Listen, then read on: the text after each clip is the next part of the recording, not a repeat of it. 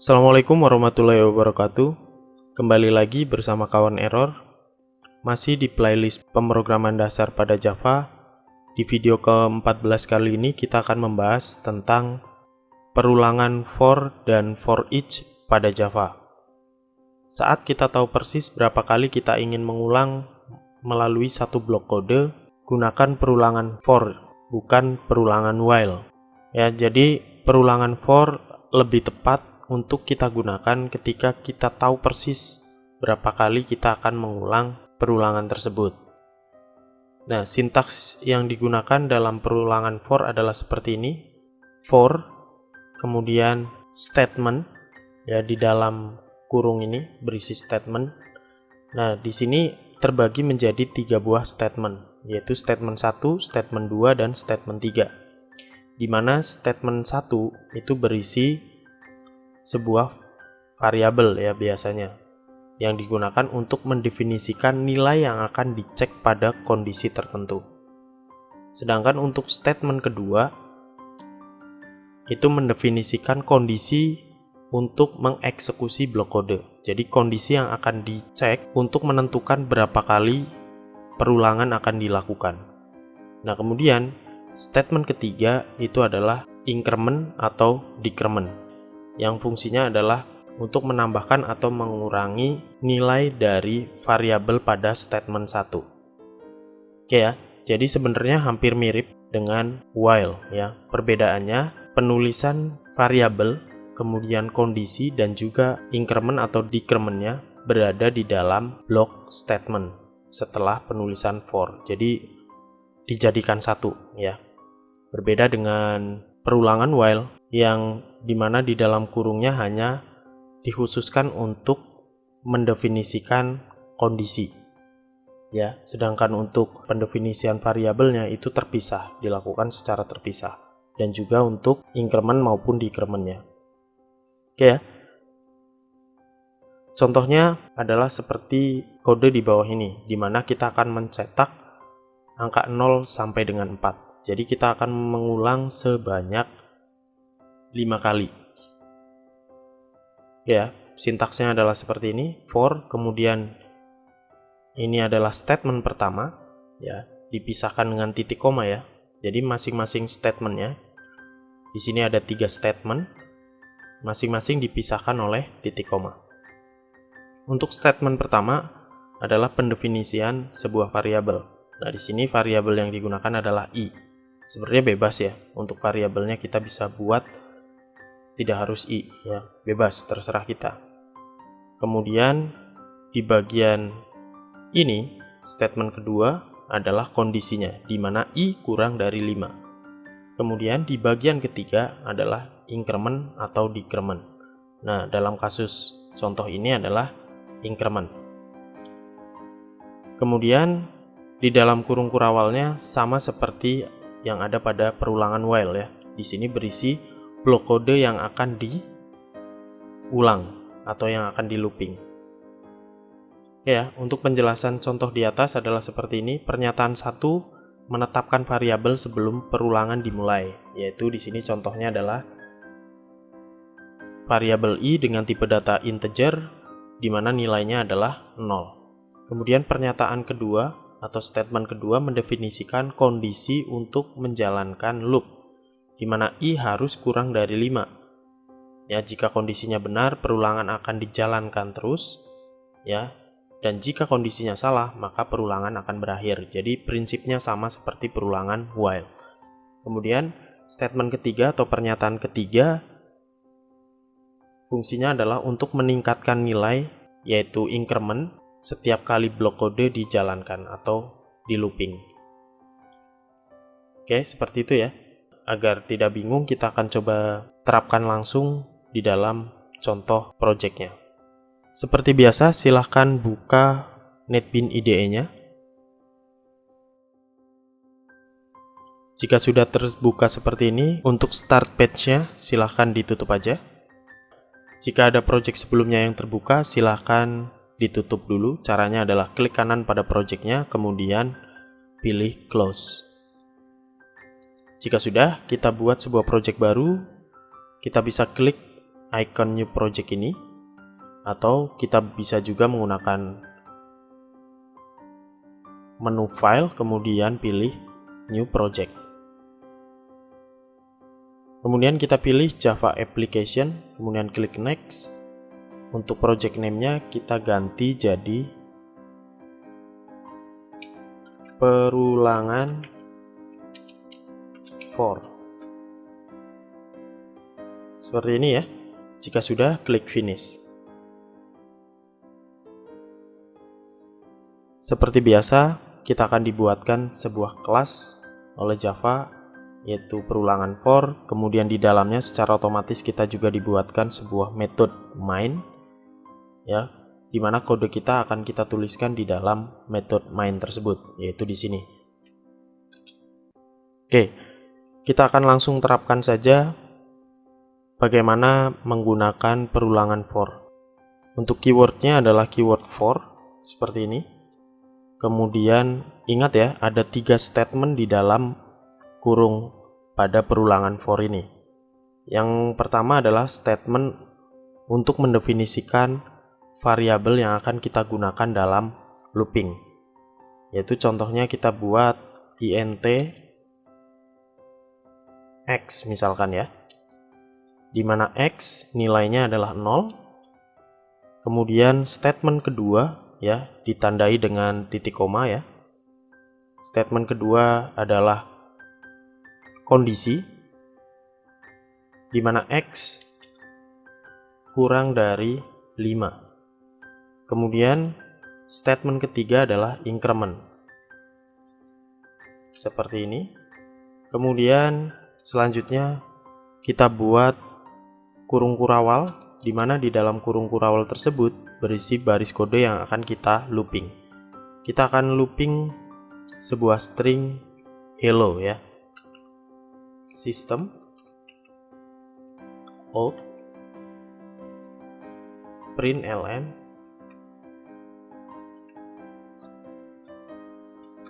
hello. Oke, seperti ini ya. Jadi kalau kita lihat kode di sini ya, dimana x sama dengan 0, kemudian kondisinya adalah selama x kurang dari 5. Nah, dari sini kita bisa tahu bahwa kita akan melakukan perulangan sebanyak 5 kali. Oke ya, jika sudah kita coba jalankan aja. Nah, betul ya. Hasilnya kita akan mengulang string hello sebanyak 1, 2, 3, 4, 5. Jadi sebanyak 5 kali. Nah, kalau misalkan kita ingin mengulang sebanyak 10 kali, ya kita bisa rubah di bagian kondisinya di sini menjadi 10 misalkan. Kita run. Nah, hasilnya jadi 10 kali seperti ini. Ya. Nah, seperti itu bagaimana cara kita menggunakan perulangan for. Selanjutnya yang akan kita bahas pada video kali ini adalah tentang perulangan for each. Namun sebelum kita belajar tentang perulangan for each ini, ada yang perlu dicatat bahwa perulangan for each ini hanya bisa digunakan jika kita melakukan perulangan pada sebuah array, di mana nanti penjelasan array akan kita bahas di video selanjutnya. Untuk secara singkatnya, array adalah sebuah variabel yang menampung nilai lebih dari 1. Jadi kumpulan nilai, ya di dalamnya berisi kumpulan nilai atau kumpulan data. Jadi sebelumnya kalau variabel biasa hanya menampung 1 buah nilai, sedangkan untuk array itu kita bisa gunakan untuk menyimpan lebih dari 1 nilai. Nah, itu penjelasan singkatnya. Nah, nanti untuk penjelasan lebih lengkapnya kita bahas di video selanjutnya. Oke, kembali lagi ke perulangan for each. Perulangan for each adalah sebuah perulangan yang digunakan secara eksklusif untuk melakukan perulangan melalui elemen di dalam array. Di mana sintaksnya adalah sebagai berikut ya. Sintaksnya sama menggunakan for, di mana di dalam kurung ini akan mendefinisikan variabel baru, ya variabel biasa ya di sini. Variabel name di sini mewakili sebuah variabel baru yang harus kita buat untuk menyimpan masing-masing elemen yang ada di dalam variabel array. Jadi gampangnya seperti ini.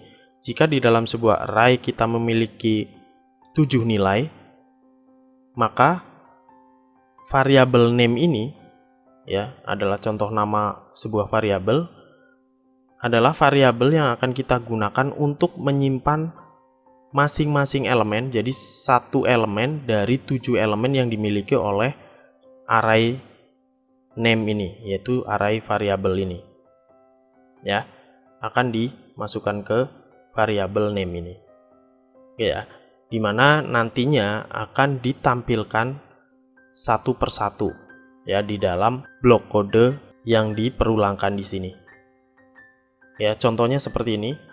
Misalnya kita punya sebuah variabel array di mana cara mendefinisikannya adalah seperti ini, string ya, berarti tipe data dari array-nya itu berisi data-data string. Kemudian kurung siku di sini ya, kurung buka siku dan kurung tutup siku yang mendefinisikan bahwa variabel chars ini adalah variabel array dengan tipe datanya string. Kemudian untuk mendefinisikan nilai dari array-nya ya, kita tuliskan sama dengan kemudian kurung kurawal buka dan kurung kurawal tutup, di mana di dalamnya berisi string-string yang akan disimpan di dalam array chars ini. Masing-masing string ini disebutnya adalah elemen. Jadi di sini kita memiliki 4 buah elemen, di mana masing-masing elemennya dipisahkan menggunakan koma. Ya, seperti ini. Jadi kita punya sebuah variabel array dengan nama chars, di mana variabel chars tersebut memiliki 4 elemen di dalamnya. Oke ya, seperti itu. Kemudian kita akan perulangkan di sini. Tujuan dari memperulangkan array di sini, array chars di sini adalah menampilkan masing-masing elemen tersebut. Jadi setiap elemennya nanti akan ditampilkan. Ya, contohnya di sini for string i, variabel i adalah variabel biasa, di mana variabel biasa itu hanya bisa menyimpan satu buah nilai ya, seperti biasa. Di mana variabel i ini akan diambil dari salah satu elemen yang ada di dalam elemen chars. Nah, untuk mengambil salah satu elemennya itu berdasarkan indeks. Jadi urutannya berdasarkan indeks.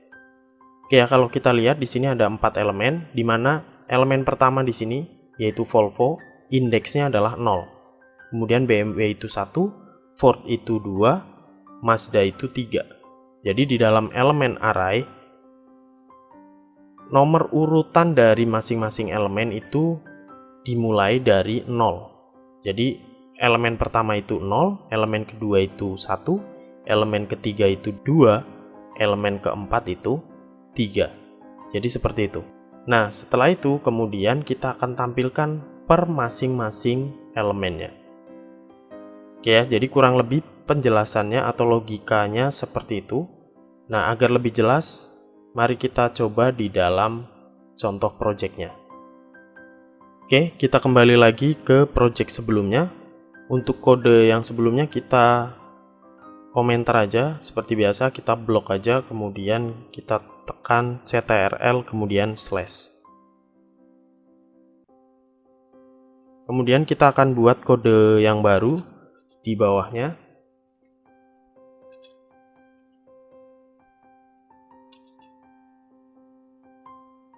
Oke ya, yang pertama kita akan buat dulu array-nya, di mana array yang akan kita buat tipe datanya adalah string. Maka kita tulis string, kemudian untuk membuat array kita buat dengan kurung buka, kurung tutup, siku, spasi, nama variabel array-nya. Kita buat contohnya adalah buah, seperti ini, kemudian diisi dengan misalkan 4 elemen ya. Oke, elemen pertama adalah misalkan jeruk. Elemen kedua adalah rambutan. Elemen ketiga adalah mangga. Elemen keempat adalah alpukat. Oke, seperti ini. Masih ingat ya bahwa elemen-elemen di dalam array urutannya adalah berdasarkan indeks, di mana urutan indeks tersebut dimulai dari 0. Jadi jeruk indeksnya adalah 0, rambutan adalah indeksnya adalah 1, mangga indeksnya adalah 2, alpukat indeksnya adalah 3. Ya, jadi di dalam array yang perlu diperhatikan adalah urutan dari indeksnya. Kemudian kita akan perulangkan atau kita akan tampilkan masing-masing isi dari setiap elemen pada array buah tersebut, yaitu dengan menggunakan for each. Caranya adalah dengan keyword for, kemudian di dalam kurung kita buat variabel baru dengan tipe data string, kemudian kita beri nama variabelnya adalah x, di mana variabel x itu akan diisi setiap elemen dari variabel array buah. Jadi seperti itu membacanya, kemudian tinggal kita perulangkan x-nya. Ya, system out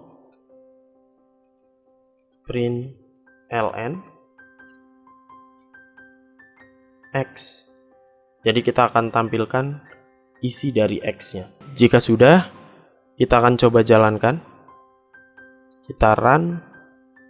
Nah, dan hasilnya adalah seperti ini. Jeruk, rambutan, mangga, dan alpukat. Jadi seperti itu cara kita menggunakan perulangan for each. Di mana perulangan for each fungsinya adalah untuk menampilkan semua elemen yang ada di dalam sebuah array. Dalam hal ini kita menampilkan semua elemen pada array buah. Ya, seperti itu pembahasan kita kali ini tentang perulangan for. Semoga bisa dipahami dengan baik. Jika masih belum jelas, silahkan diulang-ulang lagi videonya. Jika ada pertanyaan terkait video pembahasan kita kali ini, silahkan ditanyakan di kolom komentar di bawah video ini. Terima kasih atas perhatiannya. Akhir kata dari saya, wassalamualaikum warahmatullahi wabarakatuh.